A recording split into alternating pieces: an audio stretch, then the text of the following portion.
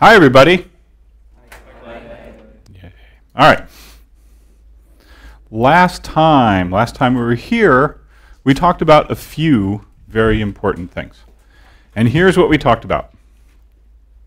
First thing we talked about was algorithms.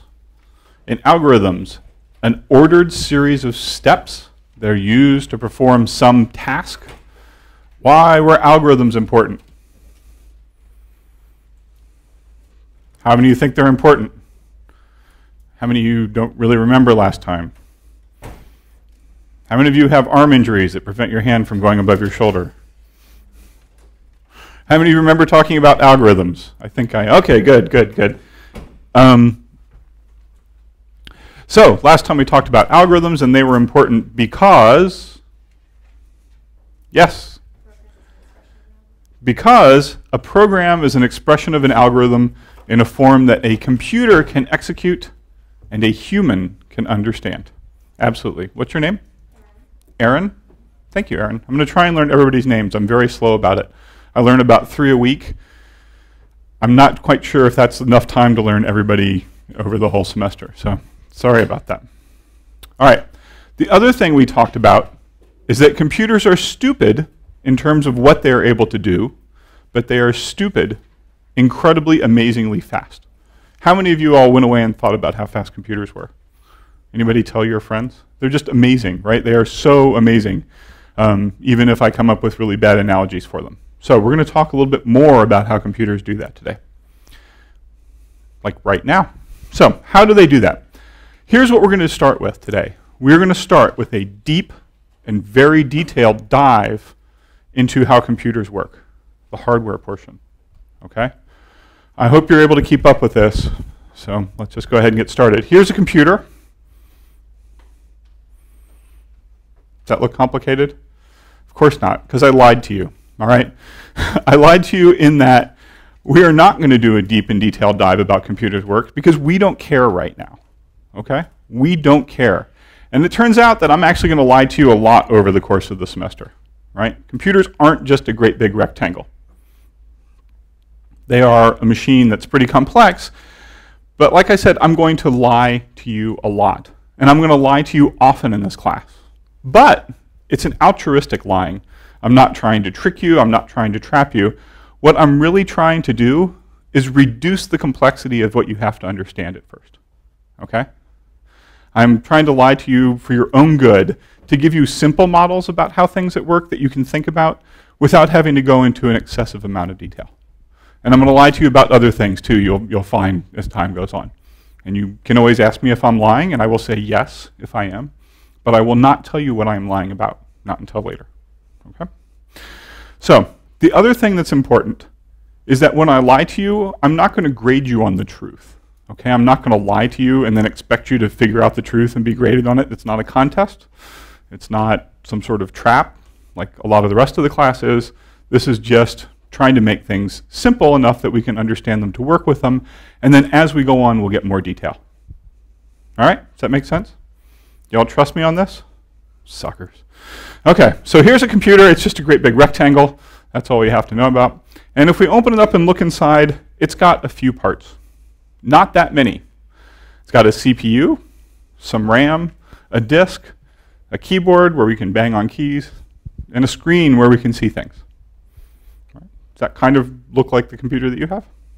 Yes, sir. What does the US stand for? All these things are connected by a bus.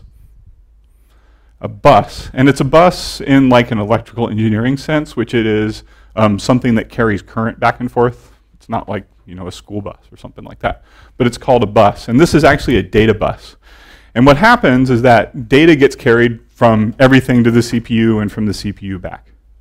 We'll talk about this more, but essentially the CPU can communicate with the RAM, with the keyboard, the monitor, and disk over the bus. Okay. Does that make sense? Everybody happy with this? We'll talk about it a little bit more. So CPU, if you haven't heard of CPU before, it is the central processing unit. In the past, computers had essentially one CPU. Because of restrictions in hardware as time goes on, most computers now have multiple CPUs. Your phone probably has 2 or 4. If you have a smartphone, if you have a laptop, it's probably got 4 or 8, right? So now we have a lot of CPUs. We can do a lot of things at the same time. The CPU is the part that essentially does all of the math. When I talked about how computers can just do math, the CPU is the part that does the math. RAM is random access memory. Remember I said that the computer can hold on to billions and perhaps trillions of numbers? They are all stored in the RAM. The CPU can kind of keep track of a few things, not very many, actually. Depending on the CPU, typically about 30 or 32 or something like that. Not very many at all, compared to the billions of things that RAM can store. So RAM is the part that holds all the numbers. It has a lot of storage. The CPU is fast, the RAM holds a lot, and they communicate over the bus, and we're never going to talk about the bus again. Okay. Both the RAM and CPU run on electricity, right? Which is good because electricity goes fast at the speed of light, and then actually plays into how fast the computer can do its math. Like speed of light turns out to be a limiting factor in some computers, which is crazy. They're running so fast that the speed of light becomes a problem. And since they run on electricity, we also have that disk, right? All the information that's stored in the RAM and it's stored in the CPU is stored in electrical form. What happens when you like trip over the outlet or the power goes out? Typically when you've been working a couple hours on a paper, right? What happens then? It's gone, right? Power goes away, everything that's in RAM in the CPU is gone, essentially. Which is why we have a disk. The disk runs on electricity, and when the electricity goes off, CPU and RAM lose everything, but the disk tends to work on a more permanent basis. If you have an older disk, like one of the spinny ones, it works off of magnets. It has little magnetic charges, and it can set the magnetic charge and it'll stay stable for a long time. If you have a newer disk, like a solid-state disk, it works off electricity, but in a way that once it stores the value, it stays indefinitely. Okay? So we have a disk because it provides more permanent storage. It's much bigger than RAM, but it's much slower. RAM is wicked fast. Disk is incredibly slow. Okay. It turns out that if we're using electricity in the CPU and the RAM, that it's easy to tell if there is a voltage or not, if there's a charge or not, right? You can tell if something's on or off. Are these lights on? What voltage is running through them?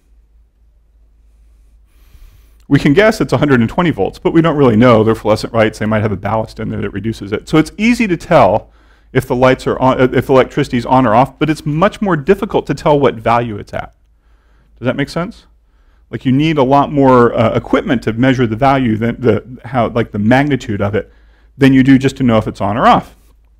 So computers use binary to represent numbers, and binary means that there are two values, 0 and 1.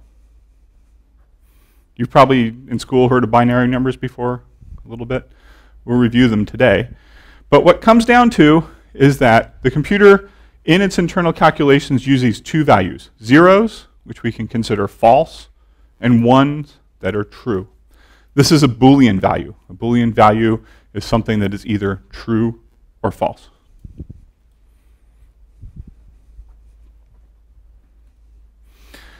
Now, if we just go back for a second and think about how like numbers that we're used to work, like base 10, right? We have digits that go from your right to left, right? The rightmost one is the lowest, and each one goes up essentially by a power of 10. So the rightmost digit is 10 to the 0, next one 10 to the 1, 10 to the 2, 10 cubed, and if you work out the math, you see that each place is the ones, tens, hundreds, thousands, 10,000s, 100,000 places. And if you have bigger numbers, you just keep going, right? This is familiar to everybody. And so the way we actually work out what we have is we have, you know, if we have here 7 in the first place, that means we have 7 ones, we have 4 tens, 0s, 100s, 9 1,000s, 3 10,000s, and 8 100,000s. And we can figure out what the number is just by adding all of those up. Does this jibe with the math that you all know? All right. Binary numbers work exactly the same way, except instead of dealing in powers of 10, we're dealing with powers of 2, right? So The rightmost placed is 2 to the 0, just like the rightmost placed in tens was 10 to the 0. 2 to the first, 2 to the second, 2 to the third, 2 to the fourth, 2 to the fifth, and so on as you keep going. The values for these are 1, 2, 4, 8, 16, 32, 64, 128, 256, 512, 1024, 2048, 4096, 8192, 16,255. You keep going, right? 54, excuse me. You can keep going. All right? Those are powers of 2. If you become a computer scientist and do this a while, you will learn all the powers of 2 because they show up over and over again. And doing power of 2 math in your head actually is pretty easy once you figure it out. But binary numbers are expressed exactly the same way the decimal numbers were, right? Here we have 0 1s, 1 2, 0 4s, 1 8, 1 16, and 0 32s. And if we add all these up and represent them as a decimal number, we have 0 1s, which is 0, 1 2, which is 2, 0 4s. Whoop, that's an error in the slides.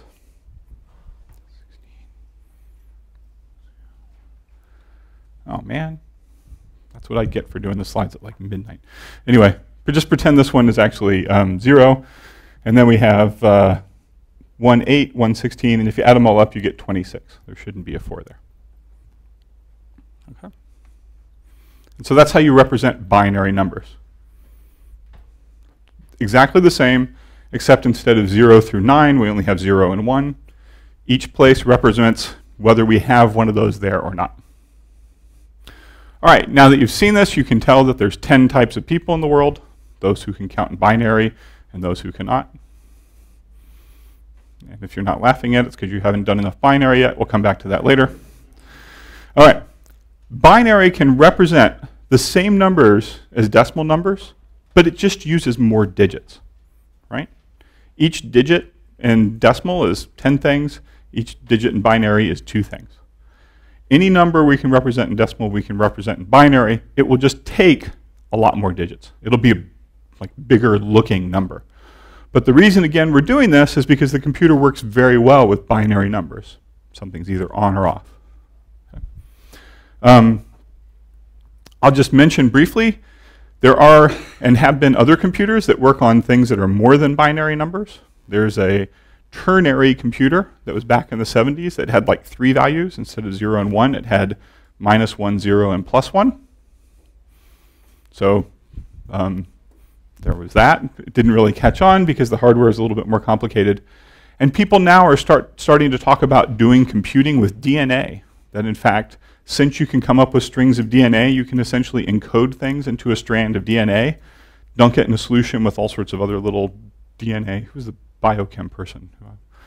Right? So you can dunk these things in DNA and they automatically attract to each other, and you can actually do computing based on inputting strings of the right stuff and getting things out. And it turns out that's like a quaternary computer. It has 4 values instead of 3. So there is computing that doesn't use binary, but like modern CPUs and stuff are all binary because it's just easier to tell if something's 0 or 1. All right. Binary numbers have their own terms. You're probably going to have heard a lot of these. Let's just talk through them because I will occasionally use them over the course of the semester. Each individual binary digit in a computer is called a bit. One single digit is called a bit. What values can a bit have? 0, 1. 8 bits together is called a byte, sometimes referred to as an octet, but we almost always call it a byte these days. We mostly measure storage and capacities in terms of bytes, which is 8 bits. 4 bits, or half a byte, is called a nibble, because computer scientists are funny.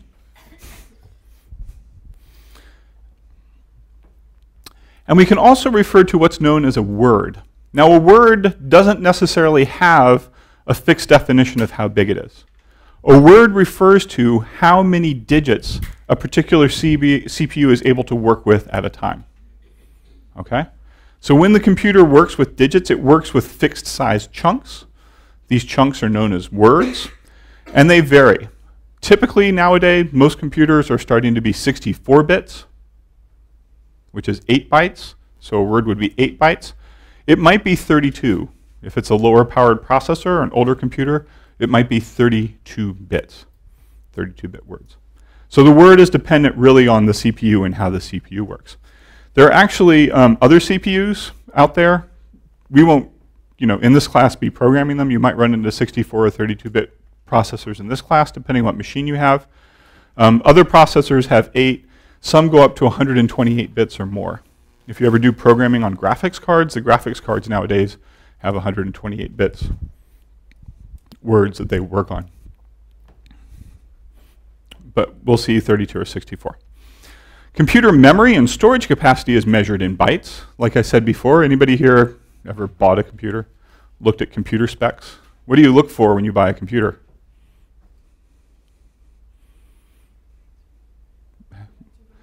Yeah, you look how much memory it has, right? That's typically measured these days in gigabytes. You look at how much storage capacity the disk has. That's typically measured nowadays in gigabytes or terabytes. So capacity is measured in bytes. And we'll have a lot of these. Like I just said, we'll have billions of them in memory. Like memory will be able to store billions of numbers.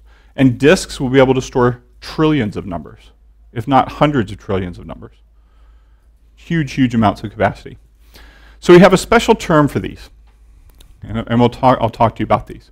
So if you have 1,000 bytes, that's called a kilobyte, or K.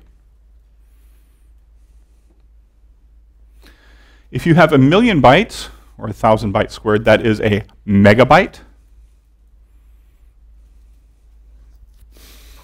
If you have 1,000,000,000 bytes, or 1,000 cubed, that is a gigabyte. And if you have 1,000,000,000,000 bytes, or 1,000 to the fourth, that is a terabyte. Most of the time these days, you're going to be dealing with gigabytes in terms of RAM, and hundreds of gigabytes or terabytes for disks. And as time goes on, those numbers will only continue to get larger. Much, much larger. The first computer I bought was a Mac. It came with a 20 megabyte hard drive. I could not ever imagine filling that up at the time. I was like, 20 megabytes. Now, it's nothing, which is great. Here's the thing, though. Because computer scientists also deal with powers of 2, if you look, the last numbers were all powers of 10. Computer scientists deal with powers of 2 because we always work with binary numbers. There is another set of terms that refer to essentially the power of 2 equivalent of each one of these. So 2 to the 10th is 1,024, which is pretty close to a kilobyte, but there is a proper name for it, which is a kibibyte. And the B in there stands for binary. 2 to the 20th is about a little less than 3% over a million, 2.5% over a million. And it is a mebibyte, similar to a megabyte. 2 to the 30th is about 4% or so over a billion, and that is a gibibyte. And finally, 2 to the 40th is, I don't know where it compares to a terabyte, but it is a tebibyte. These are not commonly used, okay? They have been defined. People are trying to use them more because it is much more precise. But you will find, if you go out to buy like a hard drive or something, it will say that it is a terabyte. And some people measure terabytes in the power of 10 cents, and some people measure them in a power of 2 cents. And sometimes you'll find you'll buy like a terabyte hard drive, and you'll plug it into your computer, and then it will format it, and it'll say, hey, this drive is like 920 gigabytes big. And you're like, where did my other 80 gigabytes that I paid for go?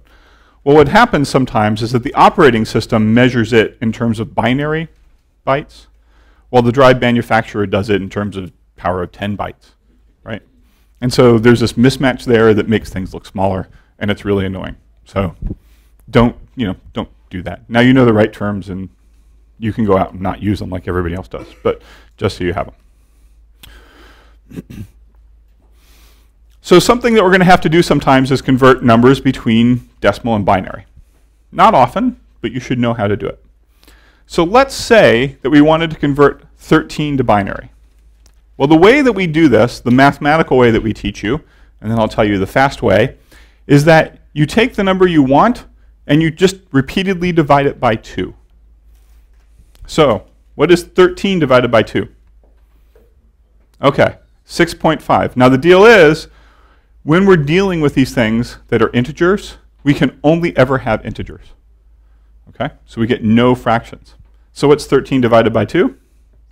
And what do you have as a remainder? Exactly. So we take 13, divide it by 2, we get 6, and we have a remainder. And we have terms, what you'll see is that we have integer division, and I've noted that as div here, and that means divide with integers, so there's no decimal, and we have what's called mod, which is the modulus operator, and that tells you what the remainder is. Okay? So if you divide two integers, div will give you the integer result, mod will tell you the remainder. So here's what we do. We divide 13 by 2, we get 6, and we have a remainder of 1. Right? Now, we take that 6 and we move it over here, divide it by 2, and what do we get? 3 with a remainder of 0. Right? Take that 3, put it over here, divide it by 2, what do we get? Goes in 1 with a remainder of 1. And then we do 1 divided by 2, we get 2 goes into 1 0 times with a remainder of 1. And it turns out that once we carry this last thing down and it's 0, we're done.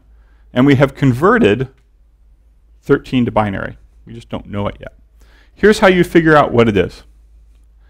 This red doesn't show up very well on the screen, but here's what you do, is you take these results of the mod, like the column where we did the remainders, and you just list them backwards in order from bottom to top. So if we read these off from bottom to top, we get 1, 1, 0, 1. And that turns out to be 13 in binary. And we can check and see this. Remember, bottom to top, 1, 1, 0, 1. So if we write this as 1, 1, 0, 1 in binary, we can actually do some math and check it. We know the rightmost bit is the 1 place, then the 2 place, the 4 place, and the 8 place. And if we just put 1s where they are, there's a 1 in the 1 place, there's a 0 in the 2 place, there's a 1 in the 4 place, and there's a 1 in the 8 place. And if we add those all up, we get 13, which is where we started from. So this is how you convert essentially from decimal to binary. You can do repeated divisions of 2 like that, and then read the results back. And this is how you can convert from binary to decimal, right? You just look at the place, and we're pretty good at this, right? The 1s, 2s, 4s, 8, 16, 32. And then you just add them all up. Everybody with me? Who's against me? Please feel free to ask questions. I kind of don't like talking off the PowerPoint as much because I feel that people don't ask as many questions, so I'm going to pause for a minute and let you all jump in.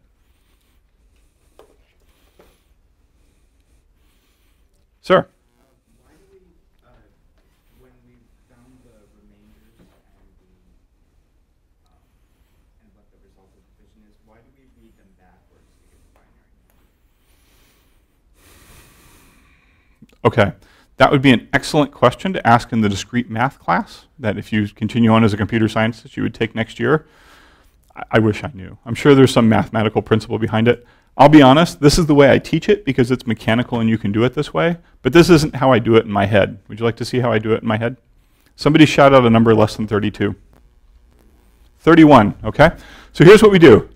I want to know what 31 is in decimal, and I think to myself, 1, 2, 4, 8, 16, 32. Okay, 31 is less than 32, so I know that there won't be any 32, 64-bit, anything higher, right? So I go, okay, 31, and I go 31, the next one over is 16, 31 minus 16 is 15, okay? And then I go, okay, so there's 1 in the 16-bit. Then I look at the 8 place, and I go, is 15 bigger than 8? Yes, it is. So there's going to be 8 in there. So I set the 8-bit, and then I go 15 minus 8 is 7, right? And the next bit over is 4, and I go, well, is 7 bigger than 4? It is, so I'll subtract 4. Now I have 3. I'm at the 2 place. Is 3 bigger than 2? Yes, it is. I subtract 2, put that. So it turns out that that's going to be 1, 1, 1, 1, 1, right? 31. And so that's how I actually do it because I've been doing this a long time And now I know all the powers of 2, and I can just like go down and repeatedly subtract to get the right thing. But I didn't make a slide about that. Okay. You can learn to do it that way. Would you rather have I taught you that up front? You just have to be able to remember the powers of 2. Okay. The division way, you don't have to remember powers 2. So I didn't really answer your question, but I pretended I knew something and taught you more to cover my ignorance. And that really worked well for me. I hope it worked for you. Other questions?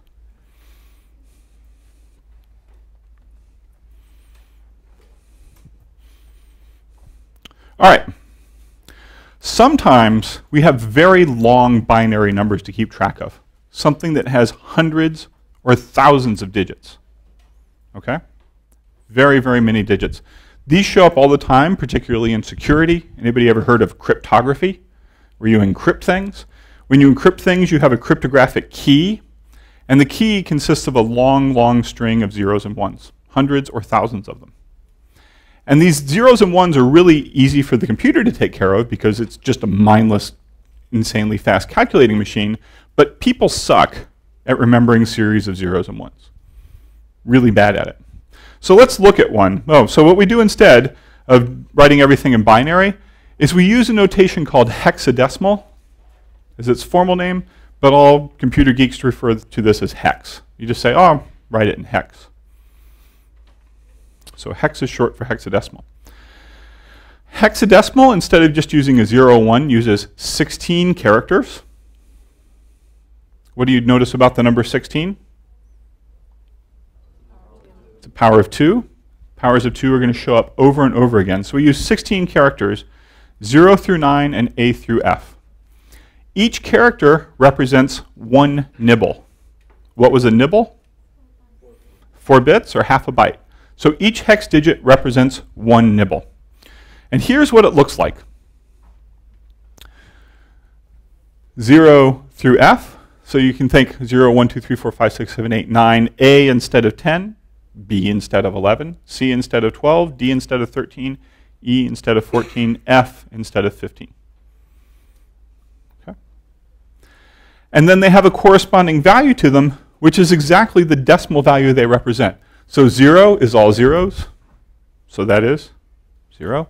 1 has a 1, 2 has a 2 because there's a 1 only in the second place. Hence the joke. There are 10 types of people in the world, those who count in binary and those who can't. And so on down, right? 3, 4, 5, 6, 7, all the way down to E, which is 15. Okay? So if you ever need to recreate this table from memory, like you want to write some binary into hex and you don't have it handy, it's actually really easy to do. Okay? Because here's what happens. I'll just show you, this is how I memorized it. The first column in the ones place just goes 0, 1, 0, 1, 0, 1, 0, 1, 0, 1 over and over and over again because it's in the ones place. The second column goes 0, 0, 1, 1, 0, 0, 1, 1, 0, 0, 1, 1, 0, 0, 1, 1 all the way down. It's in the twos place. So if you think about the place, you say the first place is the 1, so I alternate every time. The twos place, I alternate every 2. The third place is the 4, and you notice it's 1, 2, 3, 4 zeros, 1, 2, 3, 4 ones, 1, 2, 3, 4 zeros, 1, 2, 3, 4 ones. Right? And the last place is the 8s, and so it's 8 zeros and then 8 ones. So if you remember the powers of 2, you can actually write this out pretty quickly. So whenever I have to do like a lot of hex conversion and I don't have it handy, I just go 0, 1, 0, 0, 0, 1, 0, 0, 1, 1, 0, 0, 1, 1, all the way down, 0, 0, 0, 0, 1, 1, 1, 1, 0, 0, and you can write it out really, really fast if you have to do it by hand. Yeah. Okay, everybody see how this works? We just have this table where each hex digit represents the value of a particular nibble. So let's say we're given a long binary number, and I will just state this is not a long binary number. This is a short one that will fit on the slide. Anybody want to read this out to me? You want to try and read it out? Just regular. Go ahead. 1, 1, 0, 1, 1, 0, 1, 0, 1, 1, 0, 0, 0, 1, 1, 1, 0, 0, 0, 1, 1, 1, 0, 0, 1, 1, 1, 1, 1, 0. All right, that was pretty good. You only made one mistake and you corrected yourself. But have you done this before? Read out binary numbers out loud? All right. It gets really annoying. It's easy to lose your place. It's easy to make a mistake. And if we had like 1,000 of these, it would be mind-boringly numb to go through. So here's what we do. We don't normally tell each other binary numbers in binary. We convert them to hex. And the way we do this is we take the binary number and we split it up into nibbles. Right? You essentially go through in every 4 digits. This number I showed you turns out to split into nibbles evenly. But if you ever, and you have to go, by the way, you have to go right to left on this, because if it doesn't split into 4 evenly, you have to add some zeros in the front. So you add zeros in the front to make sure that the number of digits is divisible by 4, split it into nibbles, and then you can actually go ahead and just replace each nibble with a hex value. Based on that chart that I showed you before, and I told you how you can learn to write that out very quickly. Or if you learn how to do binary addition, you can just figure that out fast, right? 1, 2, 4, that's 7, so that must be 7. 2, 4, 8, right? That must be 14, which is E. So after a while, if you get handy with this stuff, you can just convert back and forth, because this is almost small enough for you to memorize. I always mix up 6 and 8, though, for some reason.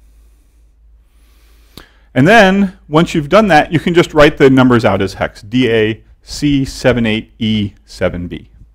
And this is actually easier for us to communicate to each other. Right? There's a lot more variety, and it matches what we think. Now, one of the things about this is that when we write hex numbers, we very commonly put a 0x in front of it. And that is a notation to show you that is a hexadecimal representation of a number. 0x in front of the number means that it's hex. I'm sorry I chose that shade of red. But 0x. And the reason for that is that it is absolutely possible for a hex number to have only digits that are found in other numbers. For example, 101. Is that a valid hexadecimal number?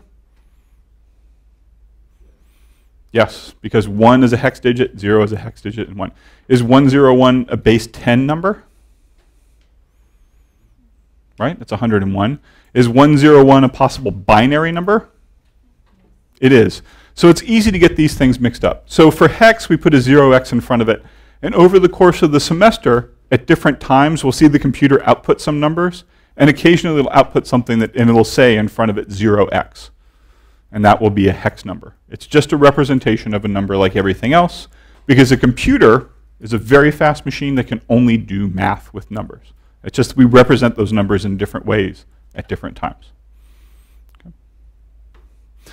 Okay, so here's another way to notate these things. So we already said that 101 works as, binary, decimal, and hex. Another way to note this is to put the base as a subscript at the end of the number. So the top one is 101 base 2, which we convert that to decimal is actually 5. The middle one is 101 base 10, which if we convert it from decimal to itself is 101. And 101 base 16 is hexadecimal, which if we did some math and worked out the value would be 257. Most of the time for hex, we don't really care what the decimal value is, right? We generally don't. Most of the time we use hex as just to have a more convenient notation for long hex numbers, long binary numbers, excuse me. All right. Okay, I've been talking now for 35 minutes. That's way too long, so let's stop and do an exercise. Partner up with someone, and I have a couple of binary conversion sheets. One of you do one side, one of you do the other, and then we'll talk. Oh, yes, question?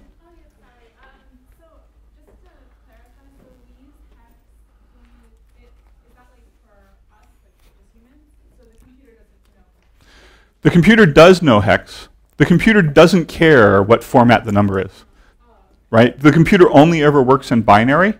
Sometimes it will tell us decimal numbers because we understand decimal numbers. Sometimes it'll tell us a hex number because it's just more convenient for us to use it that way. But they're all the same number underneath. Does that make sense? It's just how it tells it to us. The computer's always using binary. We use decimal because that's how we practice and think, and we use hex because it's easy to convert hex to bits back and forth. Okay, does that make sense? Other questions before we do an exercise? All right, we'll partner up. I'll pass these along, and then one person do one side, one person do the other. We're doing the partner-assisted listener thing. If you don't know what that is, then ask me. You're welcome. Pass those along.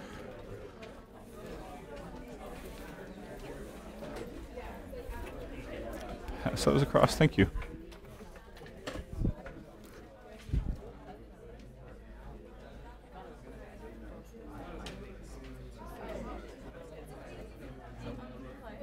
Yeah. Sure.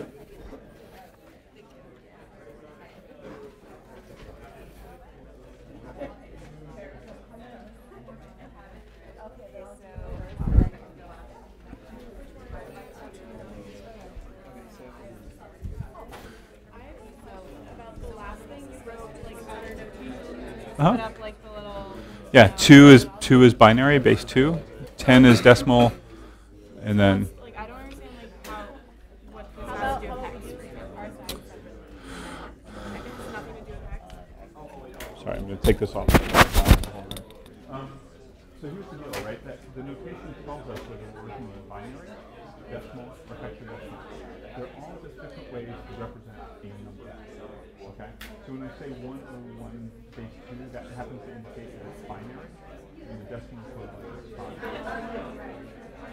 Now, okay, you understand? Because that's exactly what I said before, or not quite? How do I know it? Okay, so there's base 2 there. And then so you have to convert that 101 from binary to decimal to know that it's 5. So the leftmost bit in that is, the rightmost bit is, and it's the 1's place, so we have a 1. The second bit over is, and that's the 2's place. And then the third bit over is, so we have a 4 and a 1, which is a 5. Does that make sense? So the 10 changes it. That means it's base 10. So the first place is 1, 1. The second place is 0, 10. The third place is 1, 100. And for the same thing, if I went back, it was like 101 to 16. The first one means 116. The second means 0, 16 squared. And the third one means 116 cubed, which actually happens to be 256. So it works out to 257. So it's like just a different number. They're all the same number. They're just formatted differently, right? They're just like so that means it's base 10. That means base 2. Yes, but to convert the hex, the best way to do is just draw up that little table, split everything, and then. Yes. Yeah, that just shows that just makes it clear that it's binary, because I could give you. How do you know that's not like 100 trillion trillion? So if there was like a 7 and 8 in there in that number, you would know it wasn't binary, because there can be no binary. If there was an A, B, C, D, or E in there, you would know it was hex. But because it can be confusing because they use the same character set, you don't always know, so I provided that system. Yep, sure, we could do that as base 3 in your number. Yes. Yeah, what you mean? You're not the only crystal here that might come as a surprise to you. Yeah, that's not surprising. I still get that means that this is base 10, that's a decimal number. Okay. This means it's base 2, it's a binary number. This means base 16, it's a hex number. Base 2, binary number. So it's just a notation to tell you which format the number is in. It's the same number, right? Like you can have the number 93 in binary. Right? I just use that notation to tell you. No, 10 means it's decimal, like that we used to. 2 is binary. And 16 is hex. It's just a notation to let you know what format the number is. Hello, right? Okay.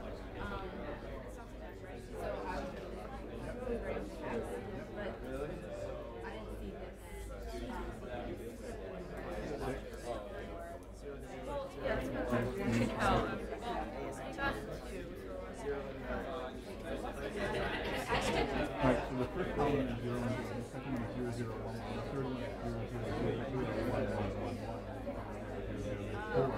This one is an 8. So if you just write 1, 2, 4 across the top, that's how that indicates which value it is, but it also represents how many you write before switching to the next. There's a subscript. Does that make sense? That's just the way I remember it. 1, 1.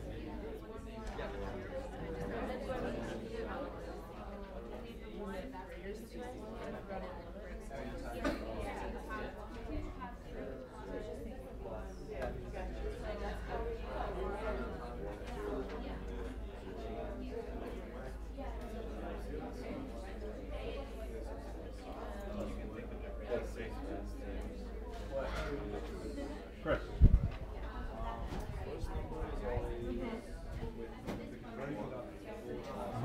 Okay, so converting this to decimal, we're converting numbers, we're converting hexadecimal. This one you want to convert to base 2. So that's the ones place, twos place, 4, 8, 16, 32, 64. So there's a 1, a 4, a 32, and a 64. So you have to figure out what the values of those columns are, and then add them together. So, no, that's for hexadecimal. This is decimal, right? Base 10. So we the 1, 2, 4, 8, 16, 32, 64. These are convert to 1, 1, 1, 4, so decimal is very different than what you're doing there is you're converting it to hexadecimal, and you did that correctly, but I actually wanted it to base 10. That's when it's base 10. So remember that Because the last one is 2.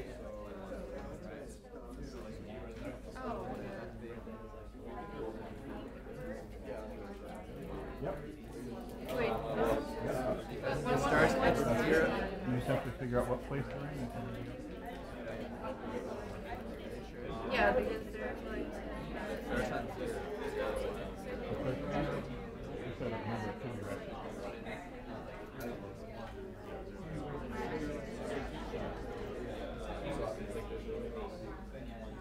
Yeah. Jill.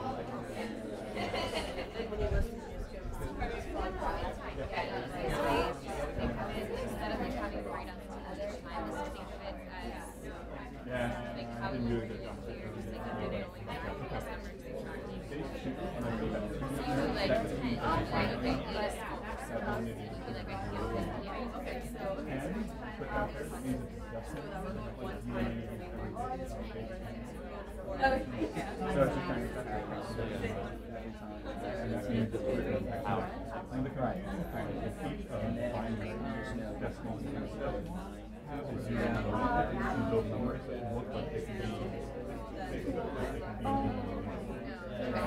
Are you trying to just divide by 2?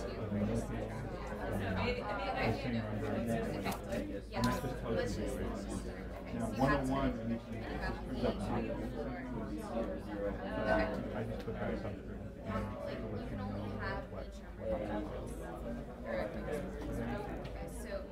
I can explain it a different way.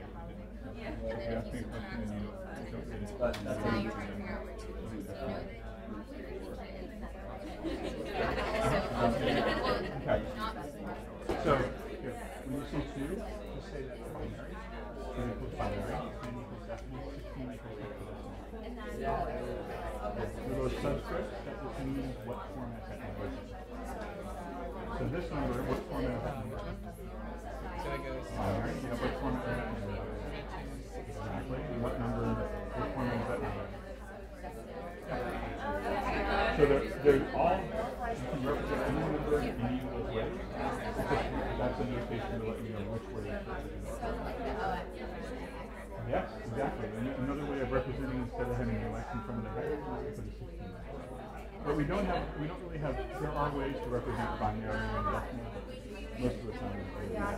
But OX is very common for that.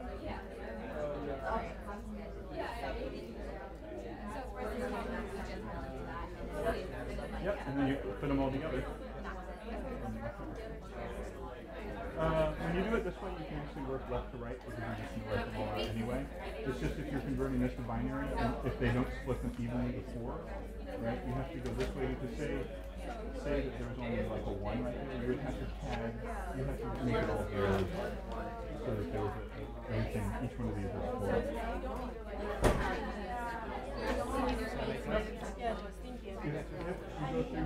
And like you work from right to left, you go 4, 4, 4, 4. Let's just say you have 1 or 1 right there. That would be like 4, 4, 4, and you draw your line and you're like, oh, there's a 1. Let me put 3 zeros in front of that to make it.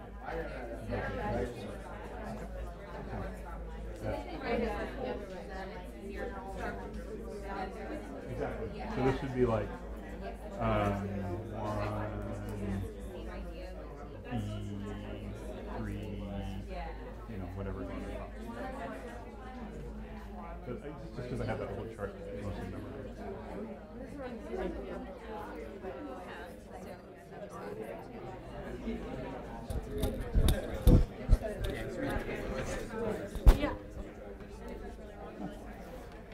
Stay there. I'll be back.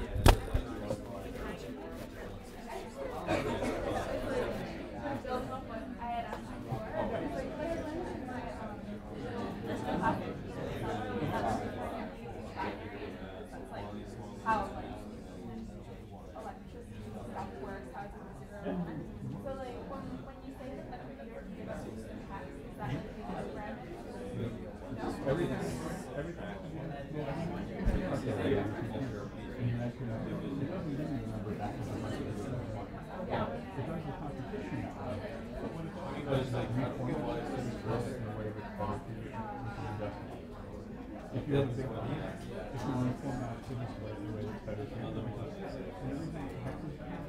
it's fast to convert from binary to hex. Binary, it's kind of slow to convert from binary to hex.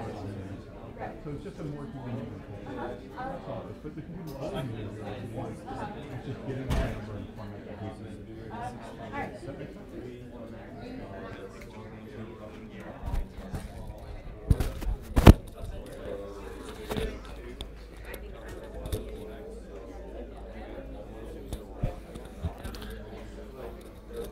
All right, how y'all doing? Mostly done? Who's not mostly done? Let me just go back one slide really briefly. This notation, apparently I confused a bunch of people with it, so I answered a bunch of questions. Let me just repeat this. When you see this 2 at the end of the number, that just means it's a binary number consisting of only zeros and ones. When you see the 10, that means it's a decimal number like we are used to using every single day, right? What we would consider normal math. When you see 16, that means it's written as a hexadecimal number. It's having this 16 here is exactly the same as putting 0x in front of it to show that it's 16. So anyway, I hope that clears up. So how many of y'all are mostly done? Anybody not mostly done? We'll go ahead and, who wants to help? Okay, who wants to shout out some answers? Which one would you like to do first? 93 to binary? What'd you get for that? We got 1, 0, 1, 1, 1, 0, 1. All right. Everybody agree? Right? That's 1, 5, 13, 29, plus 64, right? 93. Okay, that works. Thank you. And I'll be honest with you. My good friend, Mark Maloof, who's also a professor, laughs at me because I bring candy to class, and I normally reward people who volunteer with candy. I left the candy in my office today. I'm really sorry. So next class, remind me that I owe you one, okay? Seriously, it's fun. I get to throw candy all around the room. One day I came into class, and somebody had left donuts up front, so I threw donuts all around the room. It was awesome, except there was one Boston cream donut left that I was saving for myself at the end of class. And I turned around and erased the chalkboard, and I turned back, and somebody had stolen it. And I was really, I never found out who it was, but I remember that today. Anyway, I really wanted that donut. Okay, how about convert 011000101 to decimal? Yes, what's your name?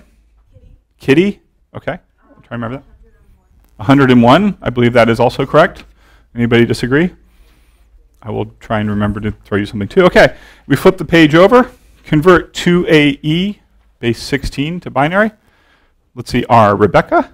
Awesome. Mm-hmm. 0, 0, 1, 0, 1, 0, Wait, you got ahead of me.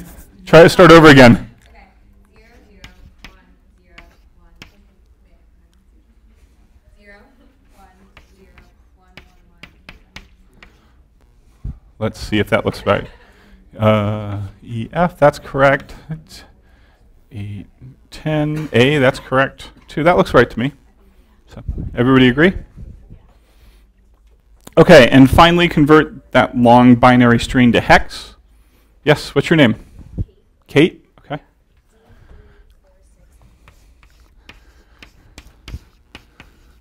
D346B. Do we all agree? Good. Okay. The reason I give you these practice problems is because then when I give them to you on the exam, I don't feel bad that you haven't had practice. That's a hint, by the way. Okay. All right, so we did the exercise. All right, so now that we kind of understand how these computer numbers work, let's go back and talk a little bit more about computer operation. Okay? So we said that there was a CPU, there was some RAM, we had a keyboard, a monitor, and a disk. These were all connected by what's called a bus. By the way, again, this is a giant lie. It's very simplified, but it'll do for us to think about. Now, the way a CPU typically operates in order to compute something goes like this. First, it gets a number from RAM. What that means is it gets an instruction to add some numbers, so it goes out and it says, hey, RAM, give me the first number. And that number is sent back across the bus. It holds on to it temporarily and it says, hey, get me the other number.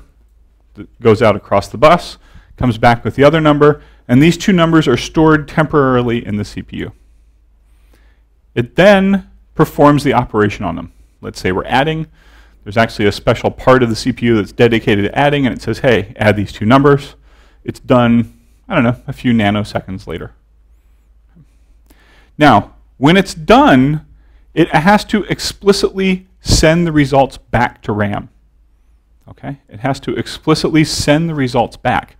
The computer is perfect, the CPU, excuse me, is perfectly capable of taking two numbers from RAM and adding them together and then just completely forgetting about them. Okay? When it adds two numbers together, the results are not stored back in memory unless it explicitly tells it to do so. And we'll see this a couple times over the course of the semester. Okay? So, this last step is important because if you want to remember what happened as a result of that operation, you have to put it back where you can use it later.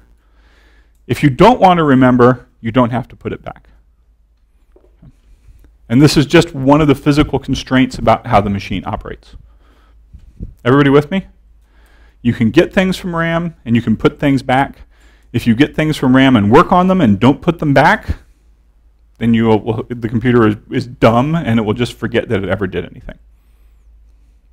Now, when we talk about RAM, RAM has its own structure, and it's incredibly complex. Not really.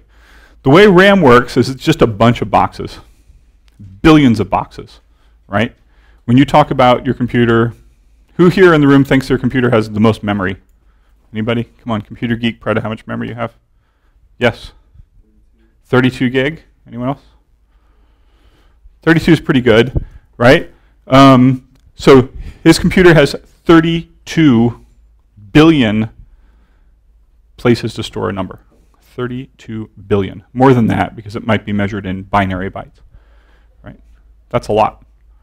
We have computers doing research on a department that have 512 gigabytes.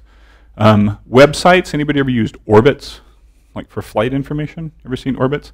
Orbits just uses all memory. They have terabytes of memory. Terabytes, huge amounts of memory, and all the information they have for looking up flights is stored in memory. It's incredibly expensive to do that, but it's way faster. Okay. But memory just looks like this. It's a series of boxes. They are numbered from 0 up to FFFFFF. FFFFF. Okay? I cut down the address, but you can just think of them as a series of boxes. Each box has an address from 0 to whatever the highest number is. You with me so far? You can just think of these as like mail slots. Everybody seen mail slots, right? Each one has a number. And there's a lot of these, billions of them. Now typically, they can hold a number that's as big as the CPU works in, probably 64 bits across or 8 bytes. Okay. So memory is just a whole bunch of boxes, billions and billions and billions and billions. Got it? So each access to memory, that is each time the CPU says, hey, I need a number, it's pulling the number out of one of these boxes. That's it. So when we say the CPU wants to add two numbers and it goes and gets a number, it goes by address and says, give me the number that's in this address, and it gets the value out of that box and sends it back for computation. And we'll see more examples of this shortly. Okay, so that's the last part that we really needed to know about how the computer works, right? CPU does math, there's some RAM, disk is permanent, RAM is temporary. So let's look at some C++ code. It's only been, what's this, like the 8th day of class? It seems like forever. So, and what we're going to do is we're going to use the same algorithm that we've been working with all along. Do you remember I drew the little flow chart and it was an algorithm, and then I showed you the outline form and it was essentially the same algorithm? We're going to look at the code for exactly that. But before we do, here's what I want to show you. I want to show you what that algorithm was. This was an algorithm that would tell you if a number was even or if it was odd. So the steps of this algorithm are: start, we input some number, we do the calculation and divide that number by 2, and then we check, is the remainder 0? I got it wrong again. That's what I get for cutting and pasting slides, good grief. Excuse me. Okay. All right, so we'll just pretend that never happened, and in fact, the official class video will edit out the last minute. So we decide if the remainder is 1, then it will output and say, hey, that number was odd. Otherwise, if the remainder was not 1, it must have been 0, and the number was even. And then we stop. Okay? This is an algorithm, an ordered series of steps in order to accomplish some task. Here is the program that does that. And what I'm going to do first, before I actually do the program, is I'm going to actually I'm going to open up this program, and then we will compile it and run it. Okay. So.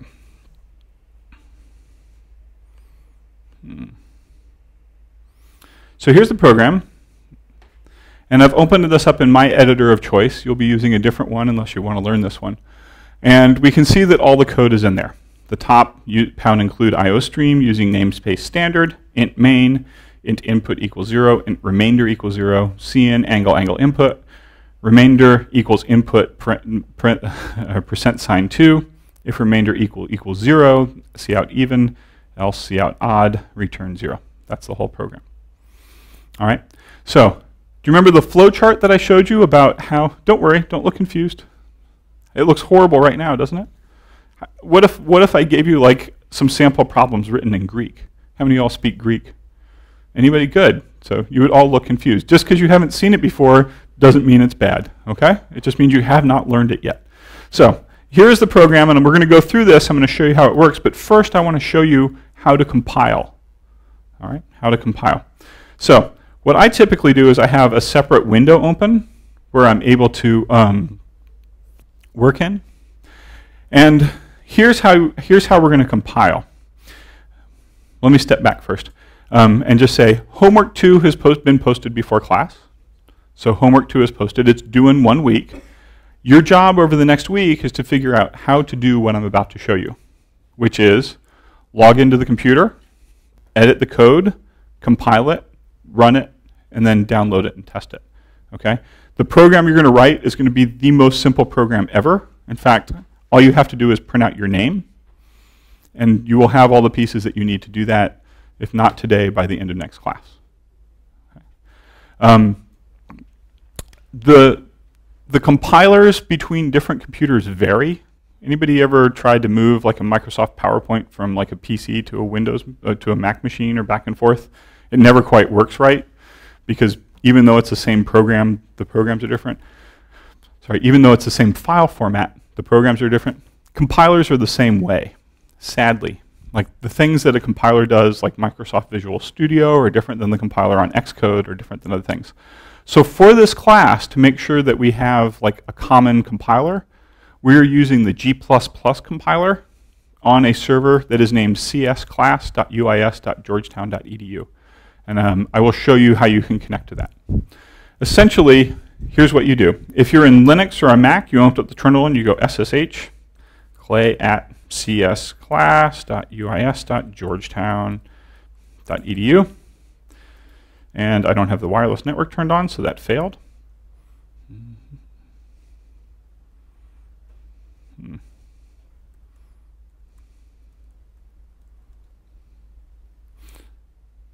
Let's see if I can actually get on the network. If not, I'll just do it on my machine here.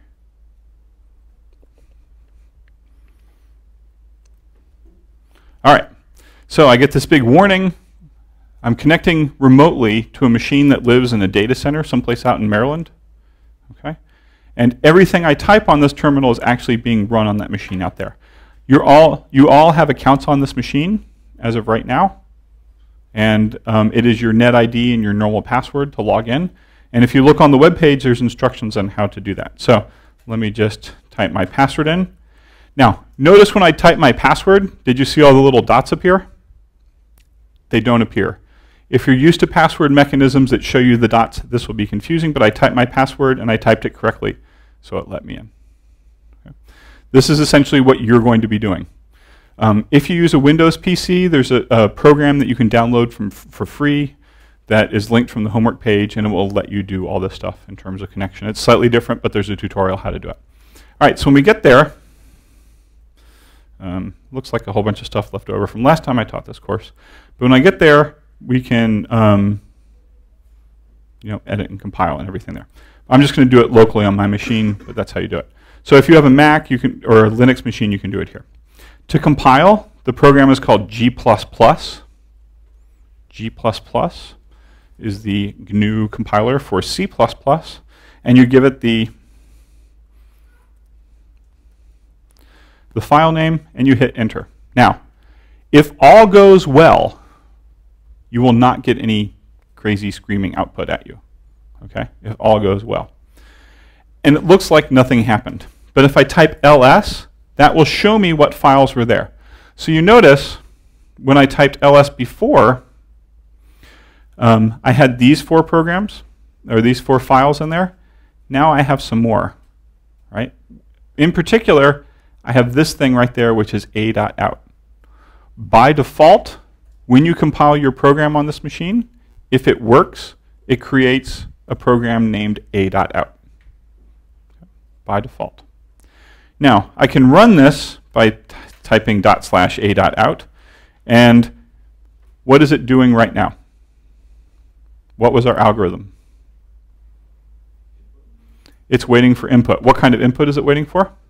What number would you like to find out if it's even or e? What number would you like to find out if it's even or odd? 7. Apparently 7 is odd. Okay. If we want to run it again, we just run the program again. Anybody else have some other number they're always curious about? 4. 12, I heard. I'm always curious about 0. 0 is apparently even. How about negative numbers? Apparently that's odd, right? So if you think back to our to when we talked about how we did programming, right? We edited code, we compiled it, and if it didn't compile correctly, we went back and edited it again. If it did compile correctly, we tested it. So what I just did is I just apparently did some very minor testing. Did it seem to work? Right? If we wanted, we can test even more. And so now my program is essentially correct, and I'm able to submit it. Now, if what I did seems a little bit fast and confusing to you, it probably was. How many of y'all thought it was fast and confusing? How many of y'all look at this archaic, crazy, typey, clicky, monkey poundy thing and just go, where is the cursor in the GUI? Anybody? Yeah. Unfortunately, like I said, because the compilers differ, we are going to make this the official compiler for the class. That doesn't mean you can't use other things on your own machine without connecting to this. But what it does mean is if you use your own compiler on your own machine, that you have to transfer the file over here, compile it and test it, and make sure it works correctly here before submitting it. And the reason is that this is the one that we will be using for grading. Okay, it's unfortunate. It's just that given the diversity of computers that you all have and the diversity of compilers, we don't have the TA resources to actually test everybody's on the correct thing. So we use this as like the lowest common denominator.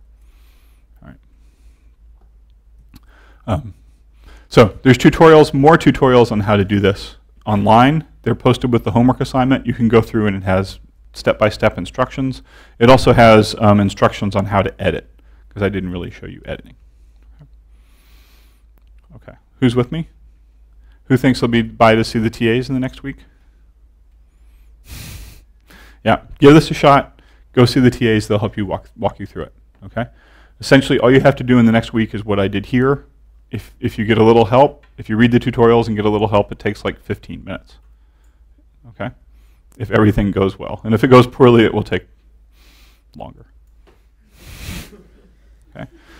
But remember at the beginning of the semester, the very first day of class, when I was talking crazy stuff about like alpacas and quipus and stuff like that, where I said you had to learn the tools before you could do the stuff. This is your chance to learn the tools, at least to a basic level, before you actually have to do the programming. It doesn't look like it's worth very much, but if you skip this one, I almost guarantee you that you will drop the class partway through the semester. Okay? Because people who skip this one don't learn the tools, and then it comes time to write the program, and they're behind, and they get run over by like a llama and a steamroller. I don't even know what analogy I was using before, but something like that. Okay. So this is our first program. You kind of saw how that worked. And let's go back and talk about what it looks like, okay? Okay. So here's the same program again. And there's a whole bunch of stuff here. And let me go through and talk about what's in here.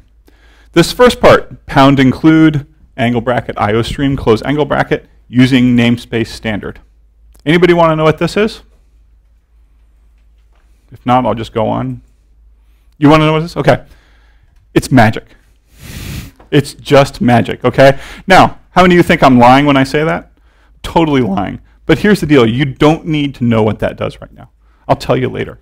Just take my word for it that that's what you want to have there, okay? All right. Int main, open and close parentheses, angle brackets. Anybody know what that is? Yes? It is absolutely the start. So here's what we had before. We had our first thing was start, right? Our first step on our algorithm was start. And it turns out that these three lines right now, you can consider those to be the equivalent of start. Okay? Pound include IOStream, using namespace standard, int main, open curly bracket, are essentially the exact same thing as start.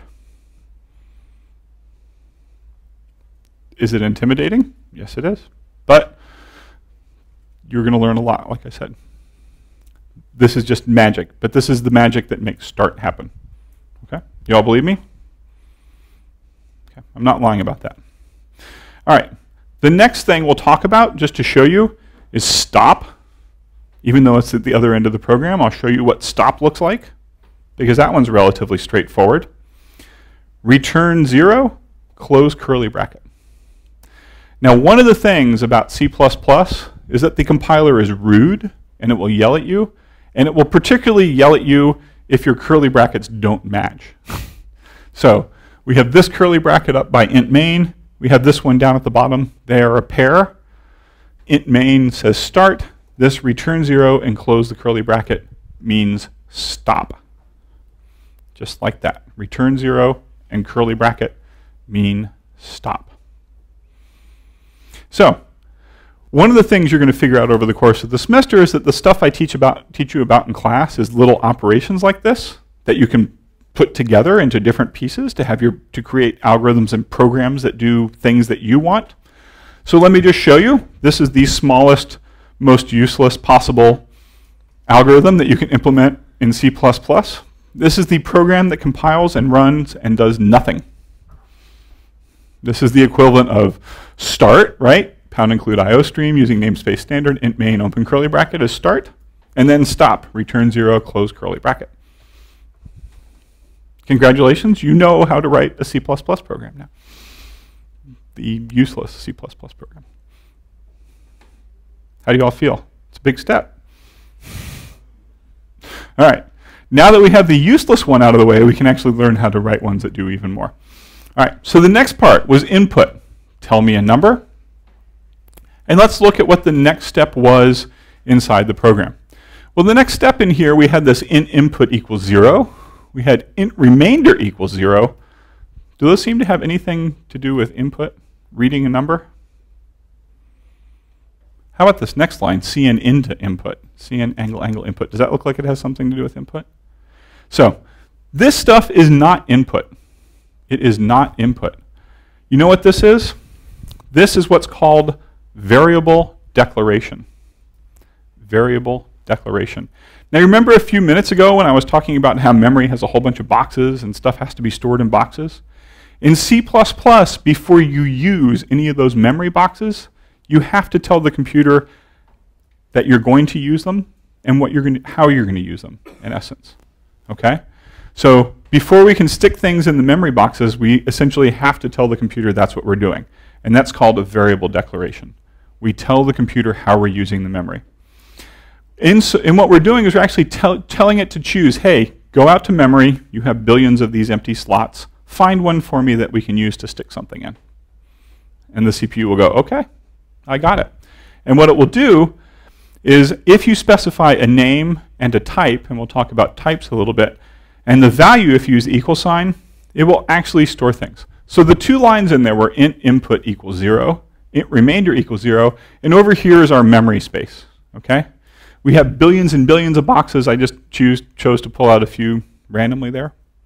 And here's what it does. It says, okay, I'm going to have something that's a type. It's going to be an int, which is an integer. It's going to have a name, which is the name we gave it, which is input. And I tell it with the equal sign to go ahead and put a 0 in there for me. Okay. So remember when I was saying that the CPU had to explicitly put stuff back in memory? When you want to use some memory, you have to declare it up front. You have to give it a name, a type, and if you want, you can use the equal sign and give it an initial value before you use it. So these two lines are just saying, hey, we're going to need a box that we're going to call input, and we're going to need a box we call remainder. Both of these are integers, which is just a whole number without a decimal. Go out and find one for me, and when you get there, put a 0 in them for me. Yes, sir? So setting it to 0 is optional? Yes, setting it to 0 is optional. Yes, we'll talk more about this later, but I'm just giving you kind of a standard example. And the reason I'm showing you, I'm just going to give you a preview of coming attractions, is that if you don't set it equal to 0, what the computer does, it says, okay, this one is int input, and what's in here initially if you don't set it to 0? There's no telling what the hell's in there. It could be anything. It's essentially almost a random number. So if you forget and you don't set something to equal to 0, then it'll be some crazy thing in there and it will create problems for you. And we will talk about this in depth later on. Okay. All right. But the important thing to know is that before you can use the RAM and the memory slots, you have to give it a name and a type. Okay. So why do we give things a type? And the answer is that since the computer can only operate with numbers, ones and zeros, those ones and zeros have to be able to represent a bunch of different things. They have to be able to represent integers, which are just whole numbers. They have to be able to represent floating point decimal numbers. They have to be able to represent things like words and letters, right? And we're using these ones and zeros to represent all these different things. So what we do is we actually keep track of how the particular box is being interpreted. Sometimes the ones and zeros will be integer numbers, sometimes they'll be decimals, sometimes they'll be letters, sometimes they'll be pieces of an image or pieces of a sound file. They can be anything. But everything is a 1 and 0, so we also have to keep track of how to interpret that. Does that make sense? Okay. In C++, there's 4 basic data types. There's an int, a float, a character, and a bool. Int is an integer, float is floating point, character is a single letter that's represented by a code number, and a bool, which is just a true-false value.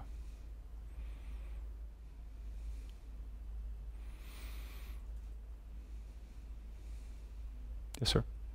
How does the computer keep track of the type of variable? Is Excellent question.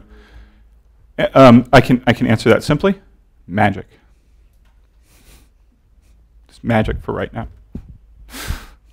If you keep going in computer science, you'll eventually learn how to do that. But we're not even going to worry about that this whole semester. We're just going to take it as for granted that it can happen. Okay? All right. I'm going to skip ahead because we're almost done. When we come back next class, we'll do this. This is the bad part about doing PowerPoint, is if I didn't get to the point that was important, then that's bad. I want to talk about briefly how to do output. Because for your algorithm, your next algorithm that is due that you have to come up with is just printing something out. And so I want to show you how to do output. Okay. The way we do output is use of this cout angle thing like that. Okay. And let me bring that up a little bit better. So this is how we do output. You say cout angle double quotes, and then whatever you want to print out, close double quotes, angle ENDL. So for your homework that's due next week, you have to print out, I think, your name and your net ID, right? The way you're going to do that is you're going to get rid of where even is, and you're just going to type your name and net ID in there. So the line you have to add for the homework is cout angle double quote, your name, your net ID, close quotes, angle ENDL, semicolon. Okay. All right. Any questions? Yes, sir. Wait. I want to know your name first. I'm Rowan. Rowan. Okay. As long as spaces are in between in between. Okay. The answer is yes and no. Spaces. I'd rather answer that question some other time. How's that? Can I defer your question till later? It's just that class is over, and to get into a discussion of that, people probably want to go eat lunch and stuff. Any other questions related to how to put your name and net ID in here? Before we go? Yes? Can you go back to the slide showing the C++? Sure. I'll just step right back. Yep. Other questions? Sir? For the program we're doing where we're just putting our name, that output command is the only thing we're going to need. Yep. That's one line is just changing that where it says even to your output command is it. Yes, sir? Whatever you want. I suggest using Nano. That's the one in the instructions. Editors can be very complicated. So take a crack at this over the weekend and then come in on Tuesday with questions, okay? If you don't get it done, come in with questions.